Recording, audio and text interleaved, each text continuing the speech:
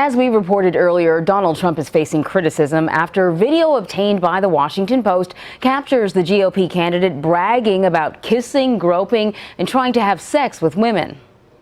I moved on her, actually. You know, she was down in Palm Beach. I moved on her, and I failed. I'll admit it. Whoa. I did try and she was married. It's huge news there. No, Nancy. Yeah. No, this was marriages. And I moved on her very heavily. In fact, I took her out furniture shopping. She wanted to get some furniture. I said, I'll show you where they have some nice furniture. I took out furniture. I moved on her like a but I couldn't get there. And she was married. Yeah, that's her, with the gold. I gotta use some Tic Tacs just in case I start kissing her. You know, I'm automatically attracted to beautiful. I just start kissing them. It's like a magnet. You just, I don't even wait. And when you're a star, they let you do it. You can do anything. Whatever you want. Grab them by the you can do anything. The video from 2005 shows Trump as he prepares for an appearance on the soap opera Days of Our Lives. He's accompanied to the set by Access Hollywood host Billy Bush, who is now also a co-host for The Today Show. Now, Trump has since released a statement saying the conversation was, quote, locker room banter, and that Bill Clinton has said far worse. CBS News senior political editor Steve Chaggaris joins us now to talk all about this video. Steve, I guess the first question is, how do you think that this is going to play with his supporters? Do you think they're going to write it off as locker room banter the way he's suggesting? Well, let's just put it this way. He said a lot of things that have been considered very offensive, whether it's sexist, racist, however you want to define it. And he's still sitting at a point in this race where he could possibly win the election in November. So I guess he has a base of support that doesn't seem to be too offended by this. The biggest issue here really is with, I think, women voters. And if you look at our poll that came out this week, he's losing women voters to Hillary Clinton by 18 points. He has 33% support nationally among women voters. And these are the kinds of things that don't help you gain among women voters. And in battleground states where he needs suburban women to help boost him over the top in some of these places, these aren't the kinds of things you want to be talking about or you want people to be hearing about in order to try to boost your support among them. It's going to be something that's going to clearly come up in this debate that's coming up on Sunday. He's going to be asked about it, and I think he would rather just turn the page and talk about Hillary Clinton and her negatives as opposed to, again, relitigating things that have happened that are considered controversial that happened years ago.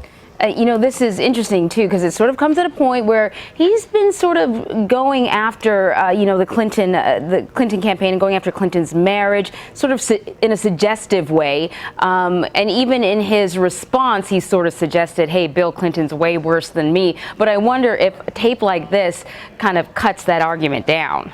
There's a lot of stuff that cuts his arguments down. I think you can point to, you could probably come up with a laundry list of things where his critics will say he's been hypocritical on issues. Again, but it never seems to affect his base support. The question is how can he grow from that base support to win this election? And again, you start reminding people about the things they don't like about you, whether it's controversial statements that feed into the unfavorable view that voters have of you, or it's questions about his temperament. These are the kinds of things, this kind of event that we just saw in this video just sort of accentuates that. And again, it's another new example of something that he would rather not talk about. Again, he would rather flip the script and talk about Hillary Clinton's negatives, yet he can't because he's constantly defending himself about things that he has said in the past that play into these negatives that voters have about him. Yeah. What about the Clinton campaign? How's the Clinton campaign reacting to this? How do you think?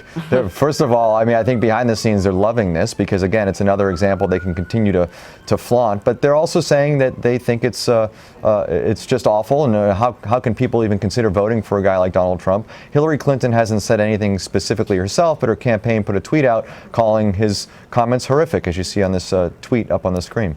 So to now pick up on another point, something else that happened today, portions of Hillary Clinton's Wall Street speeches were found in the hacked emails of her campaign chairman. So anything in there that could be considered damaging for the campaign at all?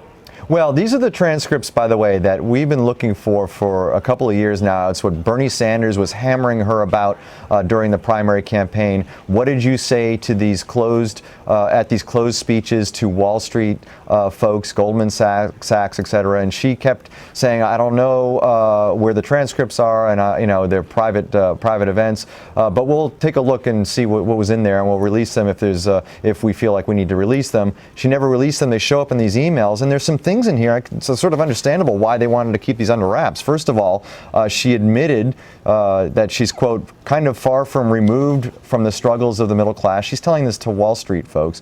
She said that you sometimes have to have both a public and private position on issues, and she also talked about holding Wall Street accountable only for political reasons. These, again, are comments that play into what people don't really like about Hillary Clinton. There's the honesty question, and there's the unfavorable question about her. And so, again, reminding voters about what they don't like about her. She's going to be asked about these things, whether it's at the debate or moving forward. And again, not being able to get out of her own way on a negative storyline when she wants to really focus just on talking about Donald Trump. She had a story handed to her today with Donald Trump's comments. Now she's going to probably have to answer questions about these Wall Street speeches, quotes that she clearly did not want to get out publicly and have been under wraps for years. Yeah, both of these candidates can't seem to get out of their own way. Steve Chaggaris, thank you so much. Thanks.